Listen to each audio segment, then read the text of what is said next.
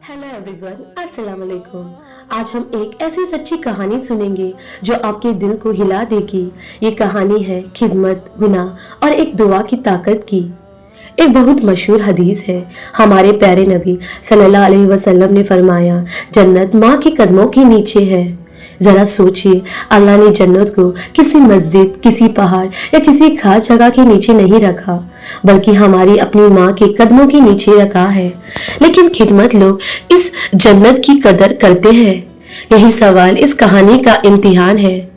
एक छोटे से गांव में एक बूढ़ी बेवा माँ रहती थी जिसका नाम फातिमा था। उनके 3 बेटे थे, हारून, उस्मान और बिलाल।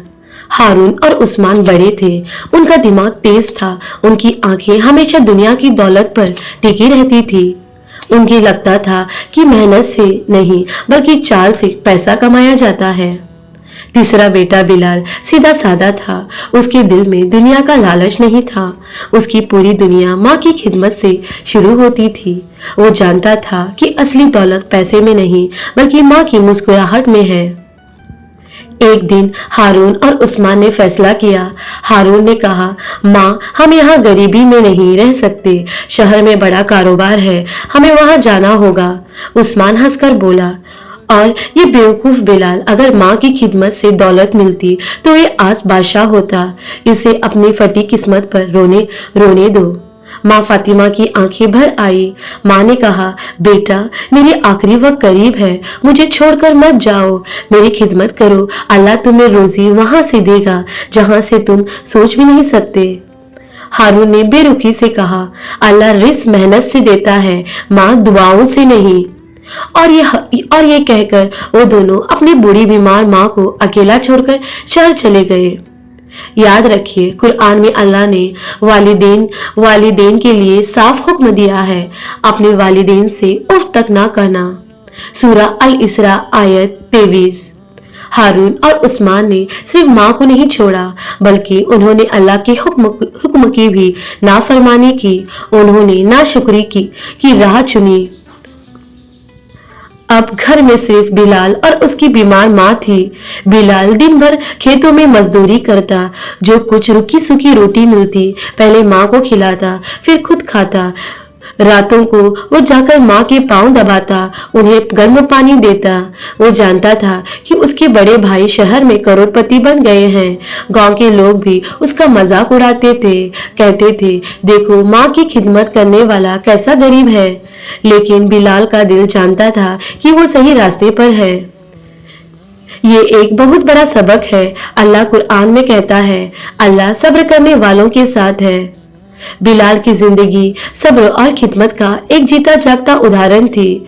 उसकी गरीबी बाहर थी, लेकिन उसका दिल ईमान और यकीन की दौलत से भरा था। 2 साल गुजर गए। शहर से हारून और उस्मान की तरफ से कोई खबर नहीं आई। एक रात बिलाल सारा दिन काम करके थका हारा लौटा था। उसके सिर्फ पानी पिया और माँ के पास आकर उनके पांव दबाने बैठ गया। माँ ने देखा उनके बेटे के पांव में छाले थे, उसके चेहरे पर थकान थी। उस रात माँ फातिमा को दिल भर आया। वो ताजुद के लिए उठी। उन्होंने सजदे में सर रखा और वो हाथ उठाए जो अल्लाह की बारगाह में कभी रद्द नहीं होते। माँ ने रोते हुए दुआ मांगी, ऐ मेरे अल्लाह, मेरे बिलाल ने तेरी रजा के लिए मेरी खिदमत की है। दुनिया की नजर में ये गरीब है, लेकिन इसे जन्नत का रास्ता चुना है। ऐ मालिक, तू नबी मोहम्मद सल्लल्लाहु अलैहि वसल्लम के इस फरमान की लाज रख ले कि माँ की दुआ कभी रद्द नहीं होती।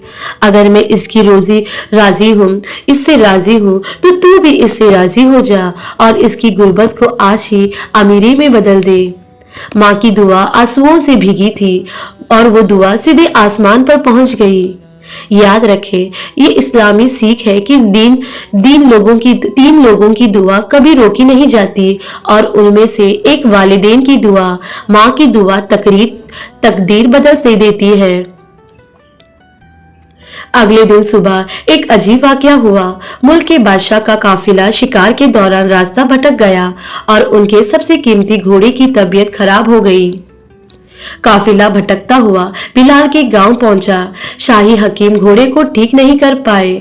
बादशाह ने ऐलान किया कि जो कुछ भी घोड़े को ठीक करेगा उसे मुंह मांगा इनाम मिलेगा।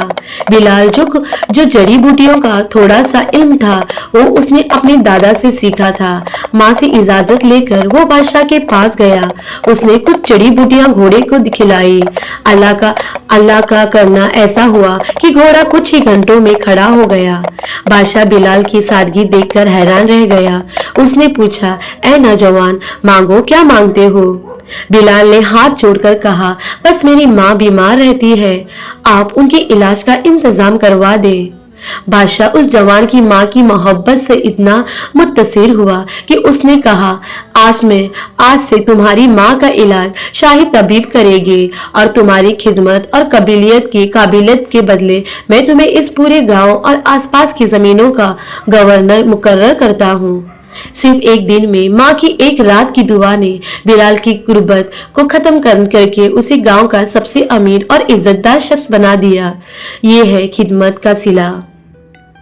उधर शहर में चंद ही महीनों बाद एक बड़ी आग लगी। इस आग ने हारून और आसमान के सारे गोदाम, महल और सारी दौलत जलाकर राख कर दी।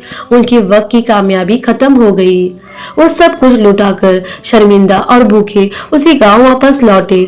उन्होंने देखा कि उनका टूटा फूटा मकान अब तक एक खूबसूरत हवेली है और उनका नाकाम भाई बिल्कुल हाकिम बनकर लोगों के फैसले कर रहा है। दोनों भाई शर्म से माँ के कदमों में गिर गए और माफी मांगने लगे। माँ ने कहा, माफी मुझसे नहीं, अल्लाह से मांगो। मैंने तुम्हें उसी रात माफ कर दिया था जब तुम मुझे छोड़कर गए थे, लेकिन ये बिलाल था जो रोज तुम्हारी माफी की दुआ करता था। बिलाल ने अपने भाइयों से कहा, भाइयों, मैंने इस बात को अपनी आंखों से देखा है। दौलत और कामयाबी मेहनत में नहीं, माँ की दुआओं में है। मेरे दोस्तों, ये कहानी हर उस शख्स के लिए एक आईना है जो दुनिया की दौलत के पीछे भागते हुए अपनी जन्नत को भूल जाता है। हमारी नसीहत बहुत सादी है, माँ की खिदमत ही सबसे बड़ी इबादत है। गुर्बत आ सकती है, लेकिन माँ की दुआ अमीरी से बड़ी दौलत है। अल्लाह को सब्र करने वाले और वालिदैन की इज्जत करने वाले बड़े पसंद हैं। अगर आज माँ आपके पास है तो खुशकिस्मत है आप। देर मत कीजिए, जाइए उनके पांव दबाइए, उनकी दुआ लीजिए। ऐ मेरे रब, हमें अपने वालिदैन की खिदमत करने की तौफीक अता फरमा, आमीन। इस सच्ची इस्लामी कहानी को लाइक करें और इसे नेक पैगाम दूसरों तक शेयर करें और चैनल शहनाज आगा ऑफिशियल को सब्सक्राइब करना ना भूलें। अल्लाह हाफिज, दुआओं में याद रखिए।